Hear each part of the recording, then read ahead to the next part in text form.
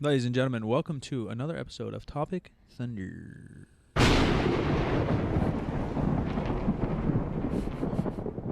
We got the squad back, and we got a couple questions. I'm going to start with this one. Yelling at someone for not cleaning up their bar or after they use too much chalk should be completely acceptable and normal. No. Yelling? Why are people so lost in this shit? I don't get it. But so Like, how where do the fuck we run the damn gym and we don't care that much? Like we don't care enough to the point where I'll just go pick it up and do it. Like So me and that's- Abby might talk about it and be like, "Oh, that's annoying" or whatever. But okay, like 30 seconds, okay, it's over. Like So that's the question. So, like, obviously, the type of gym you go to matters, right? The type of community you're in matters. But what is the proper way? And I've done some stuff here, you know, but I use it as like a teaching moment. I try to be, you know, old Papa Bear, where like guys are like dancing or having a good time, which we love, but they're doing it in front of someone who's squatting real heavy. And I'll just simply go over like, yo, boys, powerlifting heads up. When someone's going heavy next to you, just kind of stand still, either get out of their peripherals or just stop moving until the set's over. Then I love your energy, keep going crazy, have a good time, right? You're really good at that. Yeah, so but how do we do that with like loading bars or too much chalk, which we have had? Obviously, we came in here once, dude, it looked like fucking Escobar season had returned. It looked like someone was dealing cocaine out of here. Like there's just mountains of snow in the summer. Also baby powder. Yeah, baby powder. Etiquette is a thing. Yeah, and some of those rules, I feel like if you end up in a gym like this, you're either new and just so excited that you're not meaning to be disrespectful by any means. And then most of the people that find themselves at a gym like this just kind of know those because they are unspoken rules. yeah. But how do we? Yeah, I mean the bar stuff here is easy. We just unload it ourselves. I think that the problem is like it's how you start, right? So like if we were the type of gym where what you'd usually see with like hardcore gyms, or not really typically because there's not that many of them, but like the gym owner just yelling at the person from across the gym. They're gatekeeping. Hey, that's way too much chalk. What the hell are you doing? We just don't want to do that. Yeah. And I don't think that's professional. I don't think that's right.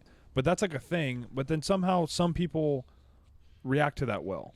Also, so it's kind of it is a hard line to cross because like I don't like doing that personally. Yeah. But I'll just go talk to them myself and say like, hey man, if we're doing baby powder, we'll just go outside, go around the corner, this or that. Yeah. But yeah. I don't know. Some of it's is a little hard. deeper like that, like Machiavellian shit, like the most people don't know how to rule or earn respect, and that's the best way to rule. History shows, every philosopher shows, so they try to rule by fear.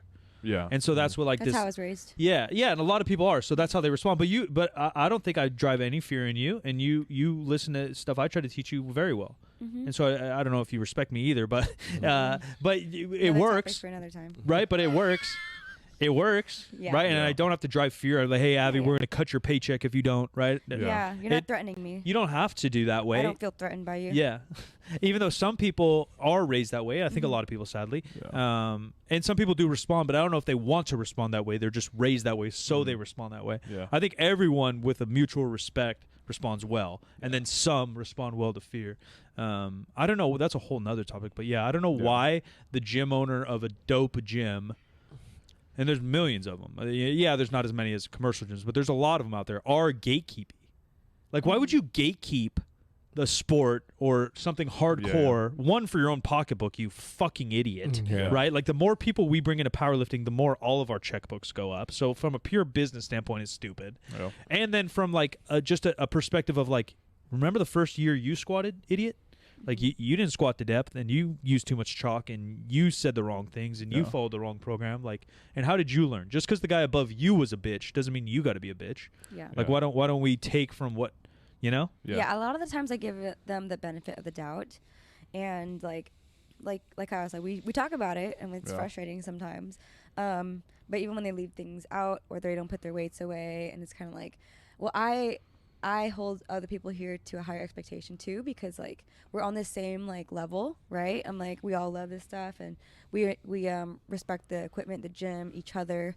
And then I mean, sometimes things are not put back where they should be, but I just think like they're probably just so focused on whatever they accidentally, like, it's fine, accidents like happen. I don't think they did it intentionally. I would like to think. I don't even think at a commercial gym someone, you know, leg presses 6 plates and then leaves it saying, Actually, no. yeah, and leaving it like, fuck, the next person's got to unload it, haha. That's not on Well, no, purpose. people do that though, and they know they're leaving it there. Maybe. No, Commercial gyms. No. I don't know if they're cannot doing it defend maliciously, though. I can't defend those people. I've seen people. I have like, to. No, I cannot. I think it's out of laziness. No, I They're think just it's like, I think don't it's wanna out of do the that. culture there that it's normal to leave it, but I don't think it's out of malicious. Yeah. I don't think Yeah. they're leaving there like, good, next person has to unload it. I think they just say like, oh, it was half loaded when I was here, so I'm gonna leave it half I loaded. just think they're disrespectful. Like, Maybe, I feel like maybe. they No, it is. know, It but is, they don't 100%. care. They don't care enough to do Yeah. it. I They're think- like, that's the next person's Yeah, problem. in my head, I think they just don't have rules.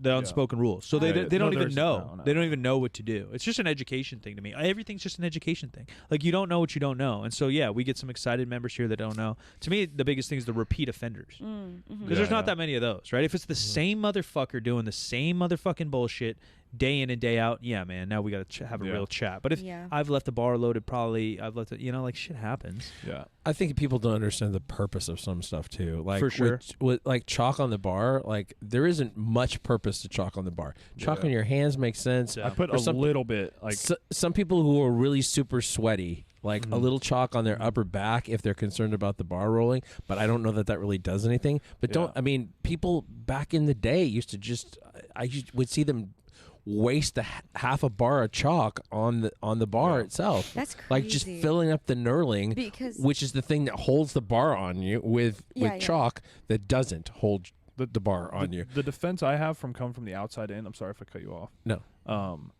I have more, but you didn't really. The defense I have from like looking from the outside in is these people aren't really these people. But people that are like other the fuck out of them right now. Okay. So like these motherfuckers, like power lifters and like most of these folks that like come in here and they want to be a part of something, and that is entirely it. Is like they see this kind of stuff happening to them. That is culture, and that is part of it. And so it's like chalk up my back, put it on my wrist, do this and that, like because they feel like they're a part of something, which I'm totally okay with that side of it. It makes them feel like.